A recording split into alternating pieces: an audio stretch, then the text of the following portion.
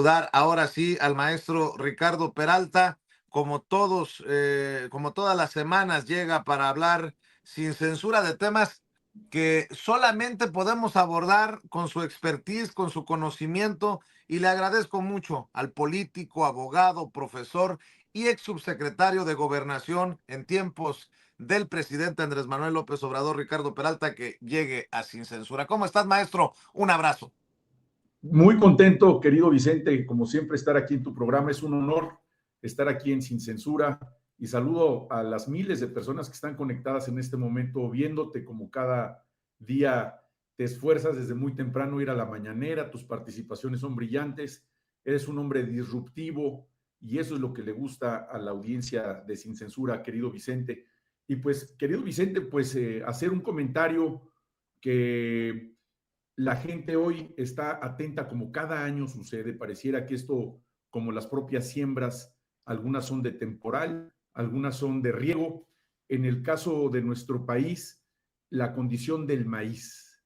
Sin maíz no hay país, reza este lema tan importante y tan emblemático, porque el maíz en todo Mesoamérica tiene más de 9,000 años de historia. Se logró domesticar al maíz que todos los días comemos los latinoamericanos, particularmente en México. 9,000 años de domesticación, 59 especies conocidas. ¿Quién no ha comido el maíz morado, el amarillo, las distintas variedades que se conservan en nuestro país? En nuestro país está prohibida la siembra del maíz transgénico. Sin embargo, importamos maíz amarillo que sirve para la alimentación de la industria pecuaria, para los animales. En nuestro país se consume principalmente diversas variedades, como ya lo referí, pero de maíz blanco. Y este ha sido el tema de cada año. Los coyotes, los intermediarios, coyotes como coloquialmente se les conoce, vuelven a ser una y otra vez más una condición de problemática para los miles de productores. Como ustedes saben, nuestro país concentra en el estado de Sinaloa, en el estado de Jalisco, el estado de México, Michoacán y Guanajuato, entre otros estados, por supuesto, pero principalmente estas 5 entidades son las que concentran la producción nacional del maíz. Pero pareciera una plaga, pareciera el moho, no solamente de ese cultivo, pero particularmente el maíz, que podríamos hablar es la parte de hasta arriba de una gran pirámide de distintos productos agrícolas, donde a partir precisamente del precio del maíz van variando diversos precios, no solamente por la propia producción del grano, sino lo que esto tiene como significado para el consumo diario en la dieta del mexicano. Pues estamos hablando nada más y nada menos de la tortilla, el precio de la tortilla, el precio del gas utilizado en las tortillerías, el precio del transporte de estos productos alimentarios de todo México. No hay un solo estado de la República donde no se consuman productos del maíz, entre muchas otras más utilizaciones que se tienen. Estas manifestaciones que se están llevando a cabo en por lo menos 18 estados de la República, no es cosa menor, 18 estados de la República es más de la mitad del territorio nacional, con bloqueos en más de 30 carreteras estatales, algunas más importantes que otras, pero al final bloqueos, al final expresiones de los productores. De nueva cuenta, abren esta gran agenda que se tiene que atender en nuestro país y que tiene que ver con los precios de garantía. Estos precios de garantía que, si bien es cierto, durante el sexenio del presidente López Obrador se instauraron y se mantuvieron precisamente en el beneficio de los productores, también se crearon programas específicos precisamente para favorecer a los medianos, a los pequeños productores, pero no solamente con el precio de garantía, sino también no olvidemos que en la pandemia mucha de esta producción siguió garantizada precisamente por el apoyo que hubo al campo mexicano. Hoy nos encontramos en una condición similar a la que ha sucedido durante décadas, que es precisamente el precio de este producto vital para los mexicanos, pero también nos encontramos con liderazgos que han lucrado con esta condición vital para todos. Y me refiero a un personaje que tuve el desagrado de conocer, que es un señor que se llama Álvaro López. Álvaro López es el titular de la UNTA, que es la Unión Nacional de Trabajadores Agrícolas. Este señor, en alguna ocasión, quiso hacerse pasar como el representante de todos los agricultores del país, cosa que hoy no existe, un liderazgo que concentre a todas las organizaciones campesinas del país. Son muchísimas, son cientos de organizaciones campesinas de distintos productos, de distintas regiones del país. Conozco a los más importantes liderazgos de distintas organizaciones. Conocí, insisto, a este señor, se ostentó y lo único que ha hecho durante toda su vida es extorsionar. Acude a las reuniones de gobierno diciendo que tiene el control. Lo que tiene el control es un control de un grupo porril, de un grupo de provocadores que toman instalaciones, que golpean a la gente. Este señor, una vez que conseguimos incluso una reunión del más alto nivel para platicar con toda seriedad, con toda transparencia, con toda apertura, con la presencia de los medios de comunicación, como siempre se hizo y como se ha hecho a partir de la Cuarta Transformación, decidió que ya no iban a llevar la reunión. ¿Por qué? Precisamente porque para él particularmente, que además solamente tiene 10 hectáreas, los productores tienen 50, 100, 200, miles de hectáreas y obviamente sus producciones sí tienen peso en regiones completas del país. Ese señor tiene años que no ha producido, si es que alguna vez produjo algo, pero lo que sí produce son problemas. Ese día decidió que se iba a una huelga de hambre dentro de Gobernación, cerraron las rejas, se quedó dentro de un auditorio en Gobernación. Nosotros respetamos no solamente su decisión, dejó un grupo de personas, aproximadamente 20, 30 personas, él incluido, en una supuesta huelga de hambre, y después a los minutos, pues el hambre es canija, dicen por ahí, y más el que se la aguante. El señor ya estaba comiendo en la esquina, en el Café de La Habana, ahí se lo encontró uno de nuestros amigos que es mesero de ese lugar, que sabía y que pues obviamente son gente que conoce y que está más politizada que nunca y que conoce de las pláticas que se llevan a cabo, sobre todo en ese emblemático Café La Habana que está ahí en la esquina de Bucareli. Tomó esa fotografía, conoce a periodistas, la subió a los medios de comunicación y ahí se le cayó a este señor la primera mentira de que estaba sujeto a una huelga de hambre. Obviamente él no pasó, vaya, no llegó a las 2 de la tarde después de que declaró la huelga de hambre cuando ya estaba comiendo en este lugar. Este mismo señor encabezó una golpiza a un artista plástico de apellido Chairés, que es un muchacho joven, un muchacho que ha tenido exposiciones a nivel mundial y particularmente le molestó a este señor y a un grupo de personas que lo acompañaron. Se introdujeron al Palacio de Bellas Artes, sacaron al artista porque expuso a una imagen, una pintura de Emiliano Zapata feminizado. Vaya, a lo mejor a algunas personas les puede ofender esa condición, pero al final del camino son expresiones, es arte. Te puede o no gustar cierta expresión artística, pero no tiene bajo ninguna circunstancia que existir violencia. Este hombre, como muchos otros, entraron a Bellas Artes, golpearon al muchacho, el muchacho que es un gran artista muy reconocido, búsquenlo ahí, se apellida Chairés con Z. Lo apoyamos para que fuera a la Fiscalía de la Ciudad de México a presentar su denuncia por estas lesiones, pero bueno, el tercer capítulo de este señor se terminó aliando con el PAN. Al final, con Romero Hendrix, si no mal recuerdo el apellido de este legislador, se alió con él, es un aliado del PAN en este momento, y cuando empieza a politizarse, cuando empieza a partidizarse una lucha tan auténtica, una lucha tan transparente, una lucha tan legítima, que es la lucha de los campesinos, es la lucha que hizo la Revolución Mexicana, es la lucha por los derechos de los trabajadores de la tierra, es la lucha que inmediatamente nos evoca a Emiliano Zapata y nos encontramos con estos personajes bandidazos que desprestigian un movimiento que sin duda debe de ser atendido y que sin duda se les debe apoyar, porque tenemos enfrente a grandes productores extranjeros que ven a nuestro país como un gran botín.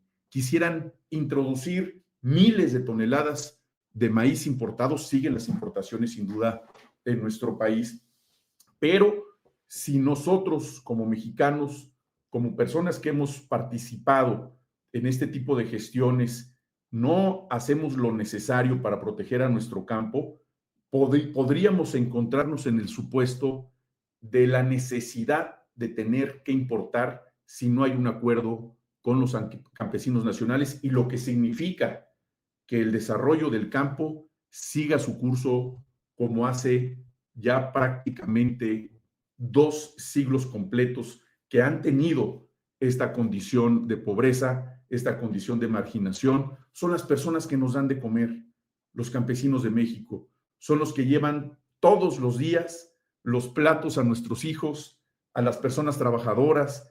Son las personas que desafortunadamente, en su gran mayoría de los casos, la historia de la migración tiene que ver con el campo.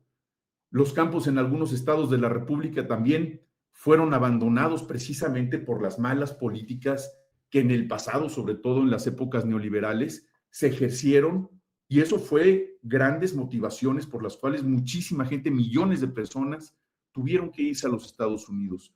El perfil primordial de la gente que se fue a los Estados Unidos son campesinos y son empleados allá como los mejores trabajadores agrícolas que hay en el mundo, así lo puedo asegurar. Por eso hoy tenemos la oportunidad, querido Vicente, de seguir apoyando al campo mexicano. Yo espero que esas mesas de negociación con los auténticos liderazgos, con las personas que no representan a los especuladores del precio del maíz, realmente estén sentados en las mesas correspondientes para lograr acuerdos, y que esto sea el principio, es el principio del gobierno de la doctora Sheinbaum, que ella ha mostrado una gran sensibilidad en este y en todos los temas que ha tenido que enfrentar en este primer año de gobierno, y estoy seguro que van a llegar a un muy buen acuerdo, porque tendrá que ser el inicio de una política donde se fortalezca el trabajo de nuestros agricultores, particularmente del maíz, que, insisto, es la columna vertebral de la economía de nuestro país. Es también la columna vertebral de nuestra alimentación, y además el maíz forma parte también de la unión familiar. ¿Quién no comparte una tortilla, mi querido Vicente? Antes de que te vayas, maestro, quiero preguntarte tu opinión. Dos temas, a ver si me dejas la víbora chillando aquí en Sin Censura, querido Ricardo Peralta. Tú fuiste parte de ese gabinete del presidente Andrés Manuel López Obrador, de ese gobierno, de ese equipo. eh, y ahora dice Ciro Gómez Leiva y dice Héctor de Mauleón que está escondido, que lleva más de un año escondido porque no puede salir al público para que no le vayan a gritar ladrón, para que no le vayan a... Y dices tú, ay, güey, qué fuerte que lo traigan todavía atravesado en su odio, en el hígado, pero ya que se empiecen a echar unas voladas así tipo Riva Palacio, tipo Loret, me preocupa la salud de estos personajes. ¿Tu opinión ante estos que dicen que Andrés Manuel López Obrador está escondido, Ricardo? Mira, lo que yo te puedo decir, si una persona se expresa que Dios lo bendiga y que se vaya al diablo, como lo dijo Ciro Gómez Leiva, lo único que te evoca es odio. Y si algo siempre repitió el presidente López Obrador, es que él no odiaba a nadie. Ese señor de Mauleón, igual que el otro señor, que Vicente Rivapalacio, una y otra y otra y otra. Raimundo, no me lo pongas de tocayo. Raimundo, no Raimundo, Vicente, perdón, Raimundo. Raimundo, este señor. Riva Payaso. Rivapalacio, exactamente. Si estos señores toda la vida han vivido del erario, han vivido de los gigantescos presupuestos, y ahí está su historia. Yo le ruego a la gente que nos ven Sin Censura que se metan a hacer trabajo de investigación. Vamos a hacer el trabajo que hace Vicente, vamos a hacer el trabajo que hacen los buenos periodistas como Vicente, y vean de dónde viene Ciro, de dónde viene este señor Raimundo Rivapalacios, de dónde viene Héctor de Mauleón. Vienen del erario público. Los inicios de sus carreras están entrelazadas, han trabajado siempre bajo el cobijo del presupuesto público. Pagan, se les paga para que tomen nota en contra del gobierno en turno. Si le paga, hablan bien de él. Si no le paga, que ha sido el caso de la Cuarta Transformación, eliminaron los presupuestos para los medios de comunicación que hablaran bien del gobierno en turno, y por eso se han convertido en voceros de mentiras. Esta locura de que el presidente López Obrador esté oculto, esté escondido, esto simplemente es un acto de respeto a la presidenta Claudia Sheinbaum Pardo. Yo no he conocido a un hombre con mayor capacidad y oficio político que el presidente Andrés Manuel López Obrador hasta este momento. Es una escuela, es una institución política. El hombre sigue y seguirá haciendo política, pero con el respeto que le merece la doctora Claudia Sheinbaum, pues evidentemente está en una actividad absolutamente privada. Sería un despropósito que el expresidente López Obrador en este momento apareciera a la escena pública dando declaraciones o ayudando al partido o participando en alguna gira, como se ha dicho. No, es un tema de prudencia, de oficio, de tiempos.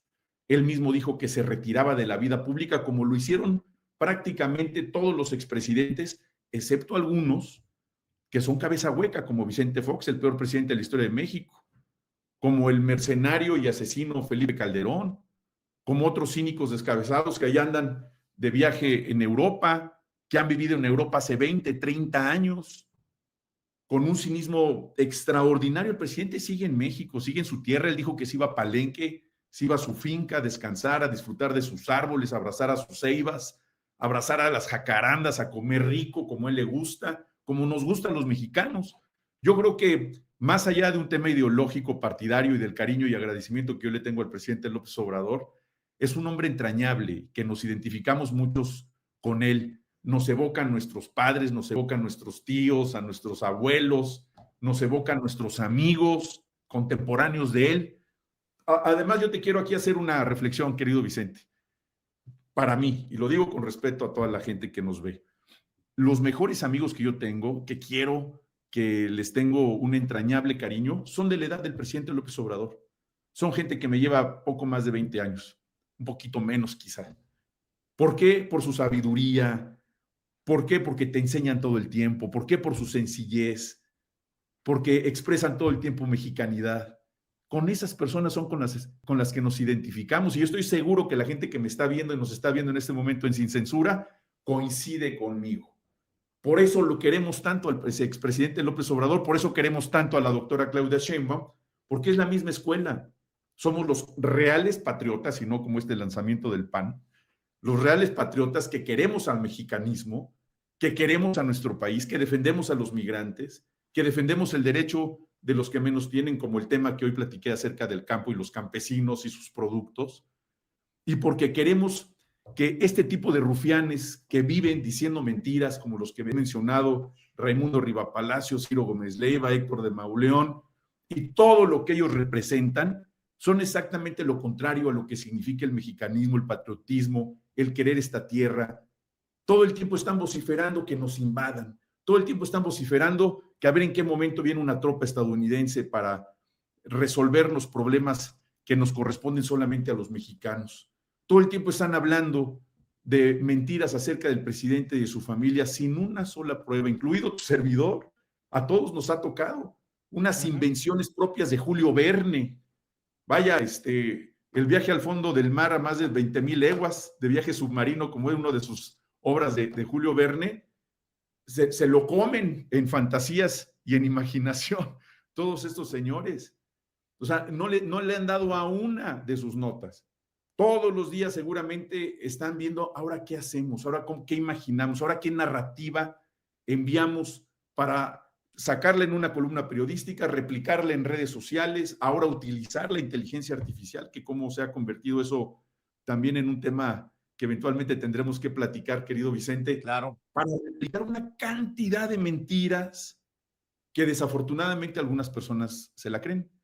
Pues hablando de replicar mentiras y de faltarle al respeto al pueblo de México, alguna opinión sobre Ricardo Salinas Pliego, que en su locura decía que le dijeran cuánto debía para pagar en 10 días, luego se enojó por lo que la exhibidota que le puso la presidenta en la mañanera, salió a buscar que se declararan impedidos a ministros y ministras de la nueva Suprema Corte de Justicia de la Nación, y como chamaco berrinchudo, dice que va a a la Corte Interamericana de Derechos Humanos con su deuda para ver qué pasa. ¿Alguna opinión, maestro, tú que eres hombre de leyes? Yo lo que te puedo decir es que Ricardo Salinas Pliego ha crecido en un ámbito empresarial, ha sido un hombre que se relacionó y se ha relacionado con hombres de poder político desde que su empresa es lo que hoy es. Y él creo que está viendo en esta oportunidad, seguramente con algún asesoramiento de varias personas que están cercanas a él, de que esta coyuntura le podría permitir hacer una emulación de lo que ha hecho Donald Trump con su propio pasado también empresarial y convertirse entonces en un político que acceda al poder público, un político que pues tenga como antecedentes la similitud de Donald Trump, pero con una tremenda diferencia entre ambos pueblos. La similitud con Donald Trump en cuanto a sus orígenes empresariales no necesariamente es una garantía para poder ganar la simpatía del pueblo mexicano. Se habla de que el Partido Acción Nacional, ante la carencia de liderazgos, ante las brillantísimas estrellas que tiene como Ricardo Anaya, como Federico Doring, como estos personajes que también tienen una larguísima cola, pues yo no veo, o bueno, cabeza de vaca, imagínate ahora queriendo dar consejos y denunciando actos delictivos. Vaya, pareciera la casa de los locos, ¿no? Las personas procesadas o las personas con órdenes de aprehensión dando consejos de legalidad y dando consejos de ética y de moralidad al pueblo de México. Es un absurdo. Yo creo que ante la carencia de liderazgos, podrían pensar en un liderazgo como el de Ricardo Salinas. Yo creo que esta oferta que él hizo para pagar sería un primer acto de legitimidad, de cumplimiento del Estado de Derecho. No es una condición que esté fuera de la norma, está aparentemente acreditado. La última instancia, evidentemente, es la Suprema Corte de Justicia. Les guste o no, es la Suprema Corte de Justicia electa, señalada en la Constitución, y es la Suprema Corte de Justicia que hoy está en funciones, les guste o no. Y las resoluciones que emita la Corte deberán de ser acatadas por el resto del Estado mexicano y por los gobernados, incluidos todos nosotros, incluido Ricardo Salinas. Entonces, si él ofreció pagar, tendría que pagar, haciendo congruencia a su última expresión que hizo el día de su cumpleaños, que todos lo vimos. Yo creo que esa negociación de la que él ha hablado, sin duda existe diálogo con el gobierno y lo debe de existir con cualquier ciudadano. Él tiene el derecho también de expresarse, pero una acción de congruencia, sobre todo si tiene dentro de sus planes participar en la política nacional, convencer a millones de mexicanos que él podría ser una persona que podría gobernarnos, pues tiene que empezar por hacer actos de congruencia, de respeto al pueblo de México y entender que precisamente el pago de los impuestos, desde que la civilización es civilización, lo de Dios a Dios y lo del César al César, querido Vicente. Pues siempre muy interesante escucharte, Ricardo Peralta. Agradezco mucho que me des tu opinión de los temas que también te propongo en estas oportunidades para hablar sin censura. Maestro, ¿por qué no cerramos invitando a la audiencia a que te siga en redes sociales, por favor? Con todo gusto, en Facebook, Ricardo Peralta Saucedo, igual que en Instagram y en la red ex, Ricard-Peralta. Ahí los espero para que vean mis publicaciones. Bueno, en TikTok también, maestro Ricardo Peralta. Les agradezco mucho. Un abrazo para todos los que nos ven aquí en Sin Censura y un fuerte abrazo para ti, muy querido Vicente. Gracias, maestro. El maestro Ricardo Peralta, quien fuera subsecretario de Gobernación en tiempos de López Obrador, el maestro hablando con nosotros sin censura. Gracias, Ricardo. Gracias, amigo. Y hablando de maestros,